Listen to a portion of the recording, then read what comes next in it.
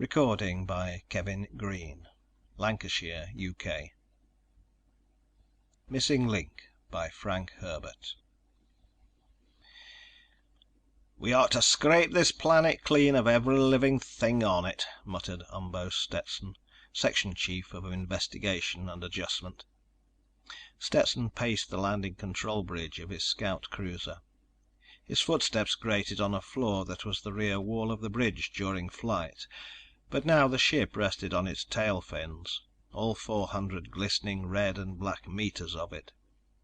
The open ports of the bridge looked out on the jungle roof of Gienah III some 150 meters below.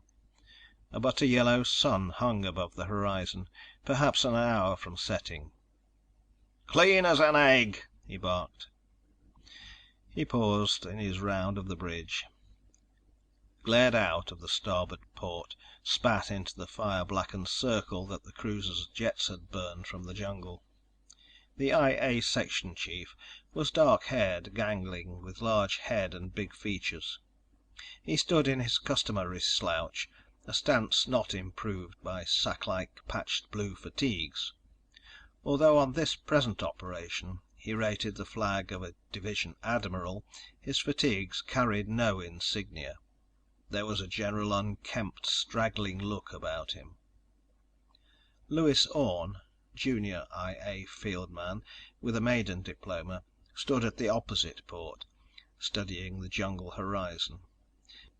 Now and then he glanced at the bridge control console, the chronometer above it, the big translite map of their position tilted from the opposite bulkhead. A heavy planet native, he felt vaguely uneasy on this Gienah III, with its gravity of only 7/8 Terran Standard.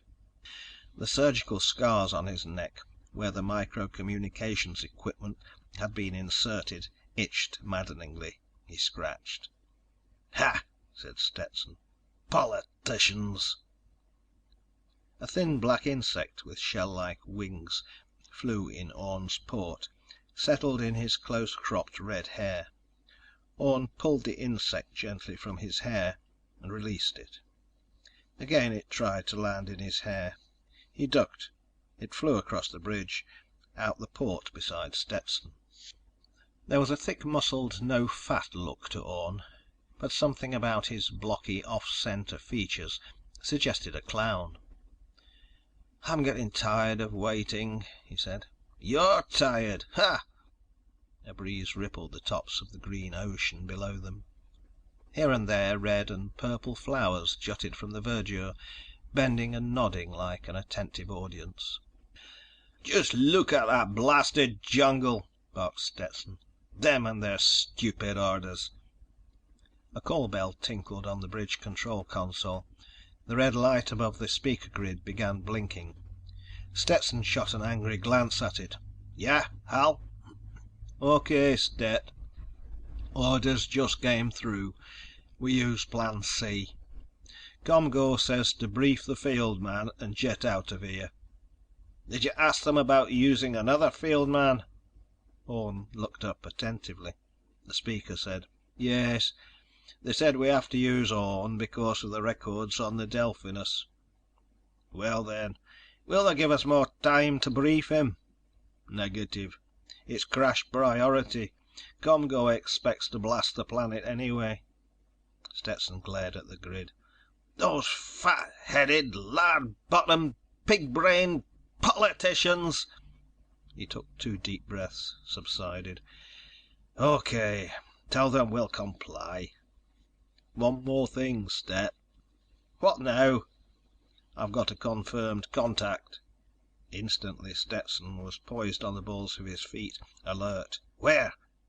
"About 10 kilometers out. Section AAB6. "How many?"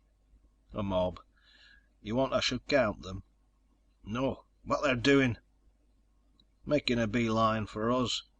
You better get a move on." "Okay. Keep us posted." "Right." Stetson looked across at his junior field man. "Orne, if you decide you want out of this assignment, you just say the word. I'll back you to the hilt." "Why should I want out of my first field assignment?" Listen and find out. Stetson crossed to a tilt locker behind the big translite map, hauled out a white coverall uniform with gold insignia, tossed it to Orne. "Get into these while I brief you on the map." "But this is an R&R unit," began Orne. "Get that uniform on your ugly frame." "Yes, sir, Admiral Stetson, sir. Right away, sir. But I thought I was through with old rediscovery and re-education when you drafted me off Hamal into the IA, sir."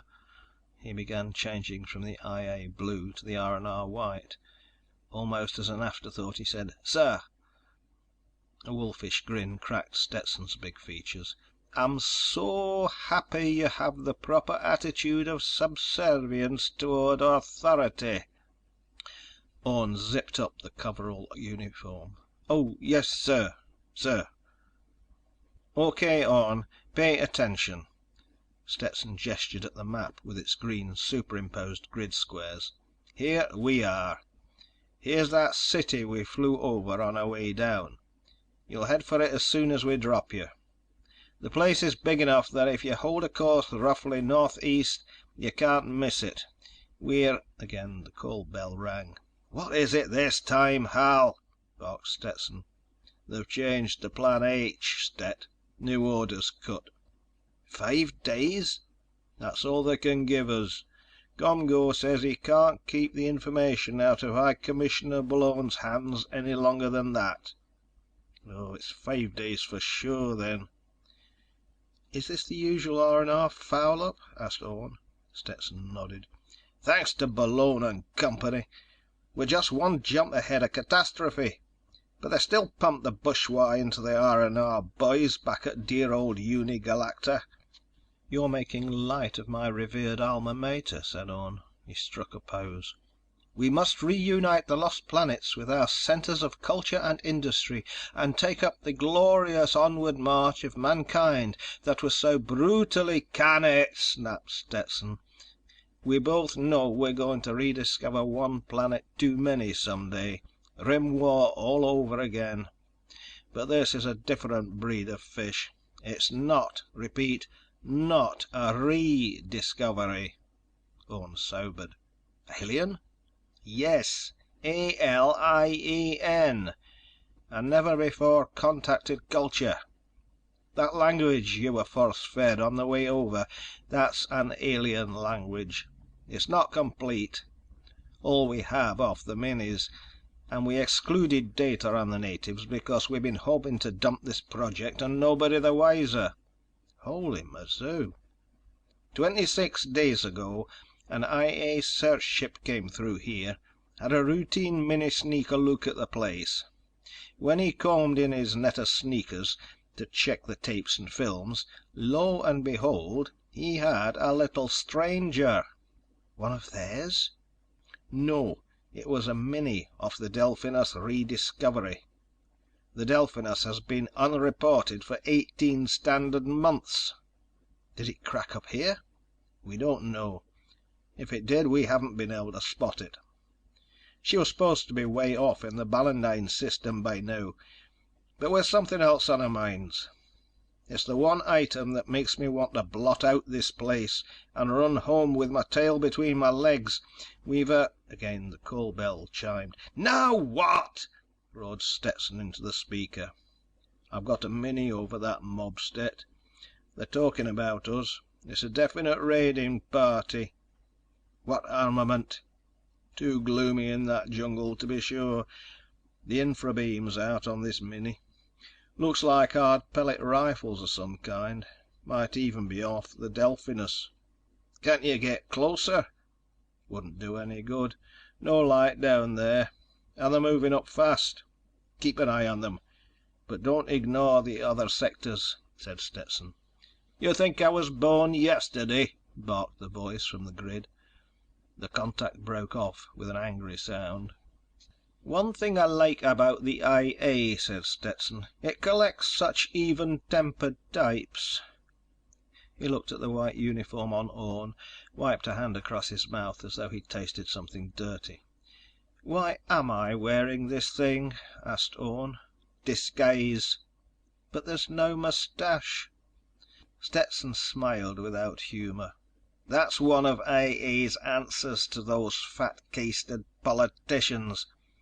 We're setting up our own search system to find the planets before they do. We managed to put spies in key places at R&R. Any touchy planets our spies report, we divert the files. Then what?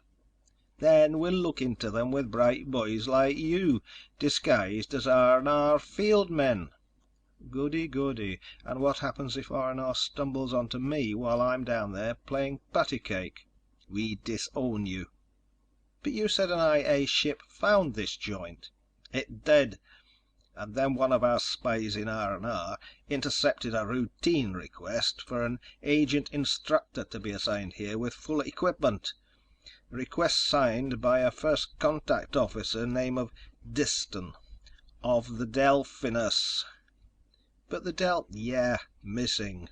The request was a forgery. Now you see why I'm mostly for rubbing out this place. Who'd dare forge such a thing unless he knew for sure that the original FC officer was missing, or dead?" "What the jumped up mazoo are we doing here, Stet?" asked Orne. "Alien calls for a full contact team with all of the... It calls for one planet buster bomb, Buster, in 5 days. Unless you give them a white bill in the meantime. High Commissioner Bullone will have a word of this planet by then. If Gienah 3 still exists in 5 days, can't you imagine the fun the politicians will have with it? Mamma mia. You want this planet cleared for contact, or dead before then." "I don't like this, Stet." "You don't like it!" "Look," said Orne, "there must be another way. Why, when we teamed up with the Alarinoids, we gained 500 years in the physical sciences alone. Not to mention, the Alarinoids didn't knock over one of our survey ships first." "What if the Delphinus just crashed here and the locals picked up the pieces?" "That's what you're going in to find out, Orne. But answer me this. If they do have the Delphinus, how long before a tool-using race could be a threat to the galaxy?" "I saw that city they built, Stet. They could be dug in within 6 months and there'd be no—" "Yeah." Orne shook his head. "But think of it. 2 civilizations that matured along different lines. Think of all the different ways we'd approach the same problems. The lever that'd give us for—" "You sound like a Unigalacta lecture. Are you through marching arm in arm into the misty future?" Orne took a deep breath. "Why's a freshman like me being tossed into this dish?" "You'd still be on the Delphinus master lists as an R&R field man. That's important if you're masquerading." "Am I the only one? I know I'm a recent convert, but—" "You want out?" "I didn't say that. I just want to know why I'm—" "Because the big domes fed a set of requirements into one of their iron monsters. Your card popped out. They were looking for somebody capable, dependable, and expendable. Hey! That's why I'm down here briefing you instead of sitting back on a flagship. I got you into the IA. Now, you listen carefully. If you push the panic button on this one without cause, I will personally flay you alive. We both know the advantages of an alien contact. But if you get into a hot spot and call for help, I'll dive this cruiser into that city to get you out." Orne swallowed. "Thanks, Stet. We're going to take up a tight orbit. Out beyond us will be 5 transports full of IA Marines and a Class 9 Monitor with 1 planet buster. You're calling the shots, God help you. First, we want to know if they have the Delphinus, and if so, where it is. Next, we want to know just how warlike these goons are. Can we control them if they're bloodthirsty? What's their potential?" "In 5 days?" "Not a second more." "What do we know about them?" "Not much. They look something like ancient Terran chimpanzee, only with blue fur. Face is hairless, pink-skinned.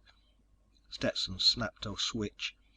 The translite map became a screen with a figure frozen on it. "Like that. This is life size." "Looks like the missing link they're always hunting for," said Orne. "Yeah, but you got a different kind of a missing link." "Vertical slit pupils in their eyes," said Orne. He studied the figure.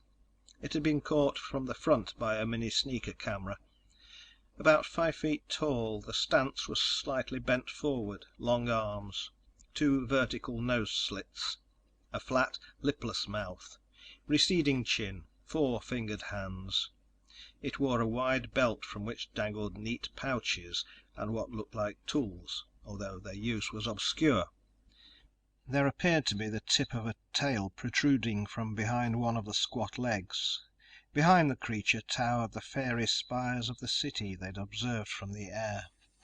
"Tails?" asked Orne. "Yeah. They're arboreal. Not a road on the whole planet that we can find. There are lots of vine lanes through the jungles." Stetson's face hardened. "Match that with a city as advanced as that one." "Slave culture?" "Probably." "How many cities have they?" "We've found 2. This one and another on the other side of the planet. But the other one's a ruin." "A ruin? Why?" "You tell us. Lots of mysteries here." "What's the planet like?" "Mostly jungle. There are polar oceans, lakes and rivers. One low mountain chain follows the equatorial belt about 2/3 around the planet." "But only 2 cities. Are you sure?" "Reasonably so. It'd be pretty hard to miss something the size of that thing we flew over. Must be 50 kilometers long, at least 10 wide. Swarming with these creatures, too. We've got a zone count estimate that places the city's population at over 30 million." "Whew. Those are tall buildings, too." "We don't know much about this place, Orne. And unless you bring them into the fold, there'll be nothing but ashes for our archaeologists to pick over." "Seems a dirty shame." "I agree, but—" The call bell jangled. Stetson's voice sounded tired. "Yeah, Hal. That mob's only about 5 kilometers out, Stet. We've got Orne's gear outside in the disguised air sled. We'll be right down." "Why a disguised sled?" asked Orne. "If they think it's a ground buggy, they might get careless when you most need an advantage. We could always scoop you out of the air, you know." "What are my chances on this one, Stet?" Stetson shrugged. "I'm afraid they're slim. These goons probably have the Delphinus, and they'll want you just along enough to get your equipment and everything you know." "Rough as that, eh?" "According to our best guess. If you're not out in 5 days, we blast." Orne cleared his throat. "Want out?" asked Stetson. "No." "Use the backdoor rule, son. Always leave yourself a way out. Now, let's check that equipment the surgeons put in your neck." Stetson put a hand to his throat. His mouth remained closed. There was a surf hissing noise in Orne's ears. "You read me?" "Sure, I can—" "No!" hissed the voice. "Touch the mike contact. Keep your mouth closed. Just use your speaking muscles without speaking." Orne obeyed. "Okay," said Stetson. "You come in loud and clear." "I ought to. I'm right on top of you." "There'll be a relay ship over you all the time," said Stetson. "Now, when you're not touching that mike contact, this rig'll still feed us what you say, and everything that goes on around you, too. We'll monitor everything. Got that?" "Yes." Stetson held out his right hand. "Good luck. I meant that about diving in for you. Just say the word." "I know the word, too," said Orne. "Help!" Gray mud floor and gloomy aisles between monstrous bluish tree trunks. That was the jungle. Only the barest weak glimmering of sunlight penetrated to the mud. The disguised sled, its paragrav units turned off, lurched and skidded around the buttress roots. Its headlights swung in wild arcs across the trunks and down to the mud. Aerial creepers, great looping vines of them, swung down from the towering forest ceiling. A steady drip of condensation spattered the windshield, forcing Orne to use the wipers. In the bucket seat of the sled's cab, Orne fought the controls. He was plagued by the vague, slow motion floating sensation that a heavy planet native always feels in lighter gravity. It gave him an unhappy stomach. Things skipped through the air around the lurching vehicle, flitting and darting things. Insects came in twin cones siphoned toward the headlights. There was an endless chittering whistling, tock-tock-tocking in the gloom beyond the lights. Stetson's voice hissed suddenly through the surgically implanted speaker. "How's it look?" "Alien." "Any sign of that mob?" "Negative." "Okay, we're taking off." Behind Orne, there came a deep rumbling roar that receded as the scout cruiser climbed its jets. All other sounds hung suspended in after silence, then resumed, the strongest first and then the weakest. A heavy object suddenly arced through the headlights, swinging on a vine. It disappeared behind a tree. Another. Another. Ghostly shadows with vine pendulums on both sides. Something banged down heavily on the hood of the sled. Orne braked to a creaking stop that shifted the load behind him, found himself staring through the windshield at a native of Gienah III. The native crouched on the hood, a Mark XX exploding pellet rifle in his right hand directed at Orne's head. In the abrupt shock of meeting, Orne recognized the weapon, standard issue to the Marine Guards on all R&R survey ships. The native appeared the twin of the one Orne had seen on the translite screen. The four-fingered hand looked extremely capable around the stock of the Mark XX. Slowly, Orne put a hand to his throat, pressed the contact button. He moved his speaking muscles. "Just made contact with the mob. One on the hood now has one of our Mark XX rifles aimed at my head." The surf hissing of Stetson's voice came through the hidden speaker. "Want us to come back?" "Negative. Stand by." He looked cautious rather than hostile. Orne held up his right hand, palm out. He had a second thought. Held up his left hand too. Universal symbol of peaceful intentions. Empty hands. The gun muzzle lowered slightly. Orne called into his mind the language that had been hypnoforced into him. "Ochiro? No, that means the people. Ah." And he had the heavy, fricative greeting sounds. "Freie Grazie," he said. The native shifted to the left, answered in pure, unaccented High Galactese. "Who are you?" Orne fought down a sudden panic. The lipless mouth had looked so odd forming the familiar words. Stetson's voice hissed. "Is that the native speaking Galactese?" Orne touched his throat. "You heard him."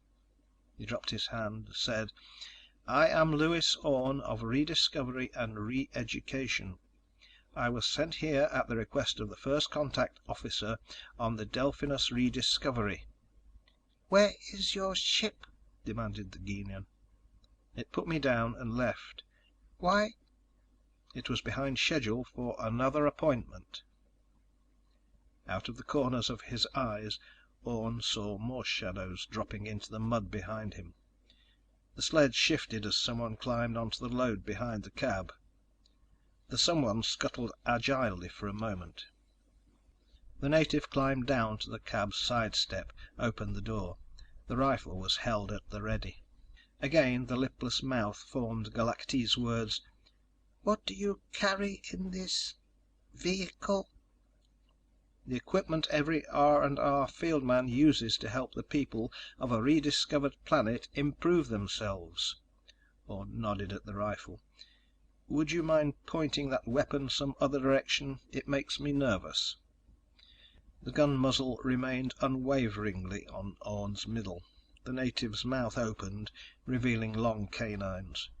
"Do we not look strange to you?" "I take it there's been a heavy mutational variation in the humanoid norm on this planet," said Orne. What is it, hard radiation? No answer. "It doesn't really make any difference, of course," said Orne. "I'm here to help you." "I am Tanub, High Path Chief of the Grazzi," said the native. "I decide who is to help." Orne swallowed. "Where do you go?" demanded Tanub. "I was hoping to go to your city. Is it permitted?" A long pause while the vertical slit pupils of Tanub's eyes expanded and contracted. "It is permitted." Stetson's voice came through the hidden speaker. "All bets off. We're coming in after you.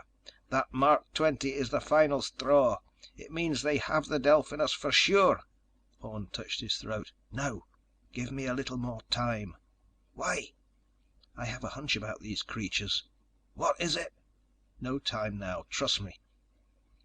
Another long pause in which Orne and Tanub continued to study each other.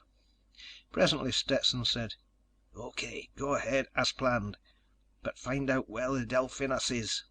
If we get that back, we pull their teeth." "Why do you keep touching your throat?" demanded Tanub. "I'm nervous," said Orne. "Guns always make me nervous." The muzzle lowered slightly.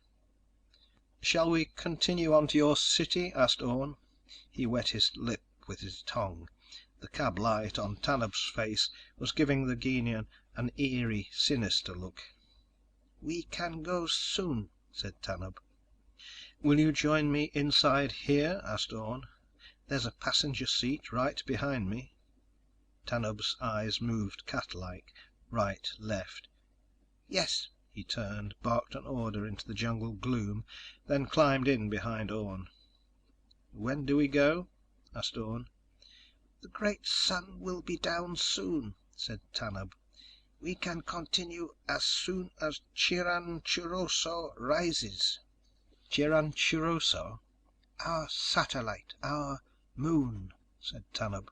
"It's a beautiful word," said Orne. "Chiranachuroso." "In our tongue it means the limb of victory," said Tanub. "By its light we will continue." Orne turned, looked back at Tanub. "Do you mean to tell me that you can see by what light gets down here through those trees?" "Can you not see?" asked Tanub. "Not without the headlights." "Our eyes differ," said Tanub. He bent toward Orne, peered. The vertical slit pupils of his eyes expanded, contracted. "You are the same as the others." "Oh, on the Delphinus?" Pause. "Yes." Presently a greater gloom came over the jungle, bringing a sudden stillness to the wildlife. There was a chittering commotion from the natives in the trees around the sled. Tanub shifted behind Orne. "We may go now," he said. "Slowly. To stay behind my scouts." "Right." Orne eased the sled forward around an obstructing root. Silence while they crawled ahead. Around them, shapes flung themselves from vine to vine. "I admired your city from the air," said Orne. "It is very beautiful." "Yes," said Tanub. "Why did you land so far from it?" "We didn't want to come down where we might destroy anything." "There is nothing to destroy in the jungle," said Tanub. "Why do you have such a big city?" asked Orne. Silence. "I said, why do you—" "You are ignorant of our ways," said Tanub. "Therefore I forgive you. The city is for our race. We must breed and be born in sunlight. Once, long ago, we used crude platforms on the tops of the trees. Now only the wild ones do this." Stetson's voice hissed in Orne's ears.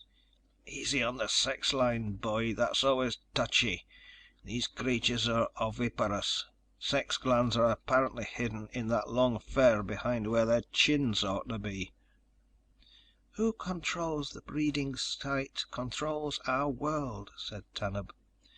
"Once there was another city. We destroyed it. Are there many wild ones? Asked Orne. Fewer each year, said Tanub. That's how they get their slaves, hissed Stetson.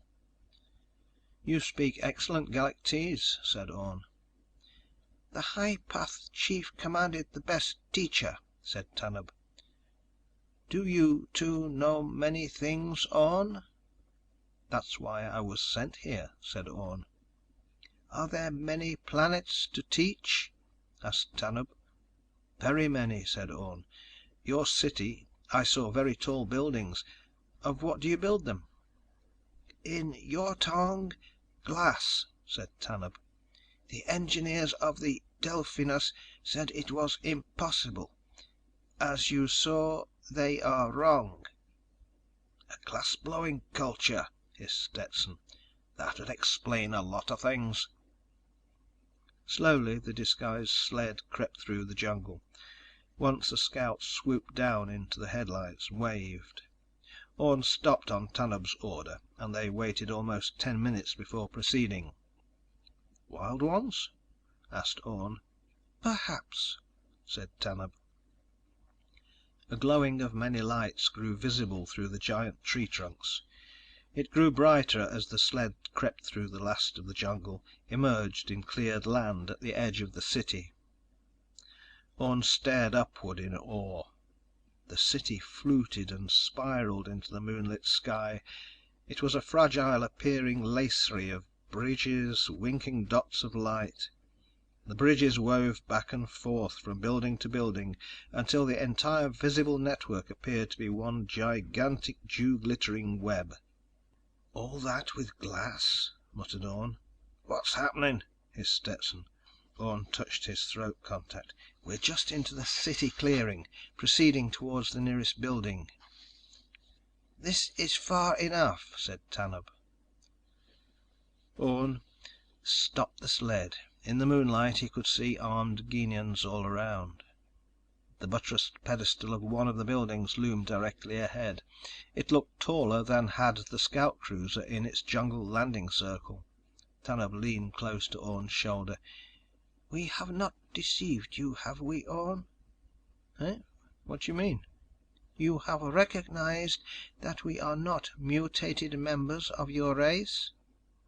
Orne swallowed. Into his ears came Stetson's voice. Better admit it. That's true, said Orne. I like you, Orne, said Tanub. You shall be one of my slaves. You will teach me many things. How did you capture the Delphinus? Asked Orne. You know that too? You have one of their rifles, said Orne. Your race is no match for us, Orne. In cunning, in strength, in the prowess of the mind. Your ship landed to repair its tubes. Very inferior ceramics in those tubes. Orne turned, looked at Tanub in the dim glow of the cab light. Have you heard about the IA, Tanub? IA? What is that? There was a wary tenseness in the Gienah's figure. His mouth opened to reveal the long canines. You took the Delphinus by treachery? Asked Orne. They were simple fools, said Tanub. We are smaller, thus they thought us weaker. The Mark 20's muzzle came around to center on Orne's stomach. You have not answered my question. What is the IA? I am of the IA, said Orne. Where have you hidden the Delphinus? In the place that suits us best, said Tanub. In all our history, there has never been a better place. What do you plan to do with it? Asked Orne. Within a year, we will have a copy, with our own improvements. After that... You intend to start a war? Asked Orne. In the jungle, the strong slay the weak until only the strong remain, said Tanub. And then the strong prey upon each other? Asked Orne. That is a quibble for women, said Tanub. It's too bad you feel that way, said Orne. When two cultures meet like this, they tend to help each other. What have you done with the crew of the Delphinus? They are slaves, said Tanub. Those who still live. Some resisted. Others objected to teaching us what we want to know." He waved the gun muzzle. "You will not be that foolish, will you, Orne?" "No need to be," said Orne. "I've another little lesson to teach you. I already know where you've hidden the Delphinus." "Go, boy," hissed Stetson. "Where is it?" "Impossible!" barked Tanub. "It's on your moon," said Orne. "Dark side. It's on a mountain on the dark side of your moon." Tanub's eyes dilated, contracted. "You read minds?" "The I A has no need to read minds," said Orne. "We rely on superior mental prowess." "The Marines are on their way," hissed Stetson. "We're coming in to get you. I'm going to want to know how you guessed that one." "You are a weak fool, like the others," gritted Tanub. "It's too bad you formed your opinion of us by observing only the low grades of the R&R," said Orne. "Easy, boy," hissed Stetson. "Don't pick a fight with him now. Remember, his race is arboreal. He's probably as strong as an ape." "I could kill you where you sit," grated Tanub. "You write finish for your entire planet if you do," said Orne. "I'm not alone. There are others listening to every word we say. There's a ship overhead that could split open your planet with one bomb. Wash it with molten rock. It'd run like the glass you use for your buildings." "You are lying." "We'll make you an offer," said Orne. "We don't really want to exterminate you. We'll give you limited membership in the Galactic Federation until you prove you're no menace to us." "Keep talking," hissed Stetson. "Keep him interested." "You dare insult me?" growled Tanub. "You'd better believe me," said Orne. "We—" Stetson's voice interrupted it. "Got it, Orne. They caught the Delphinus on the ground right where you said it'd be. Blew the tubes off it. Marines now mopping up." "It's like this," said Orne. "We already have recaptured the Delphinus." Tanub's eyes went instinctively skyward. "Except for the captured armament you still hold, you obviously don't have the weapons to meet us," continued Orne. "Otherwise you wouldn't be carrying that rifle off the Delphinus." "If you speak the truth, then we shall die bravely," said Tanub. "No need for you to die," said Orne. "Better to die than be slaves," said Tanub. "We don't need slaves," said Orne.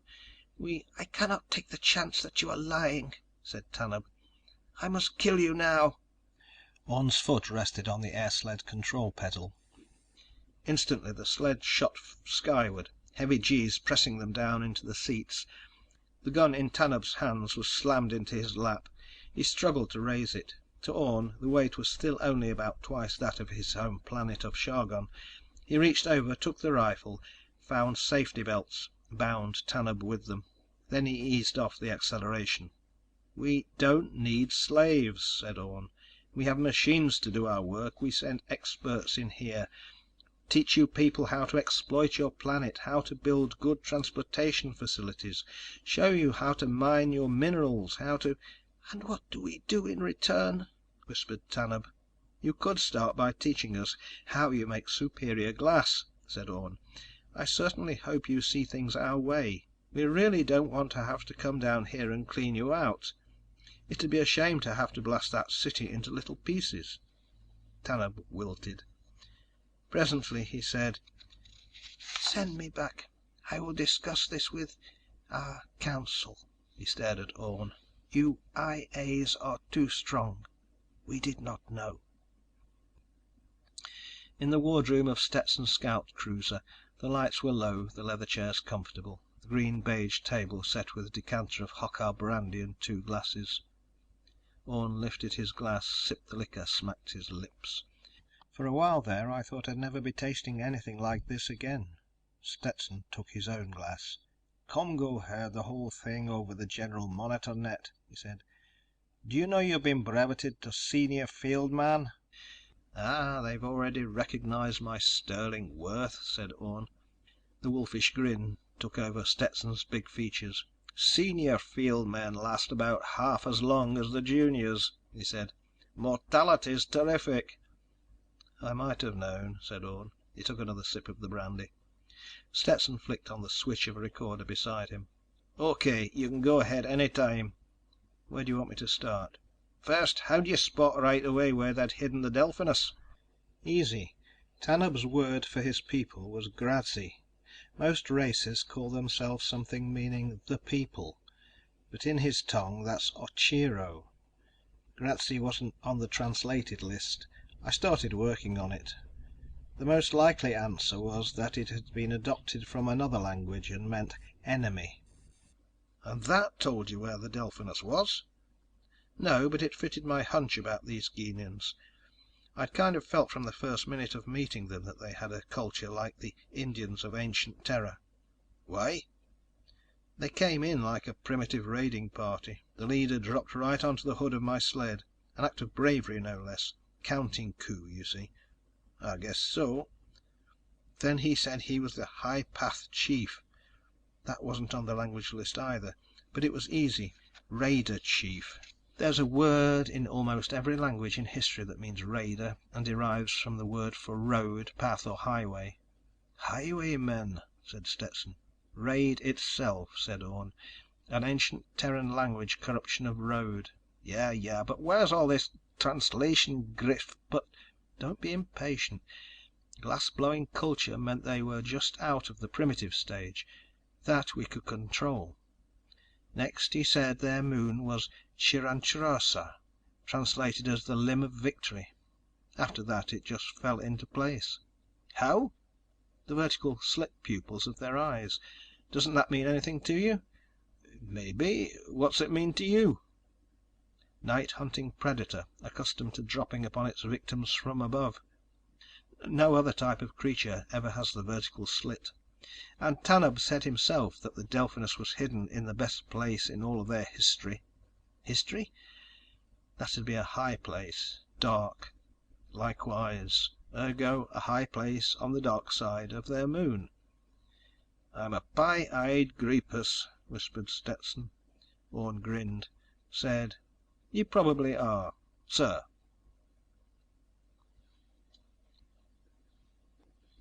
End of Missing Link by Frank Herbert.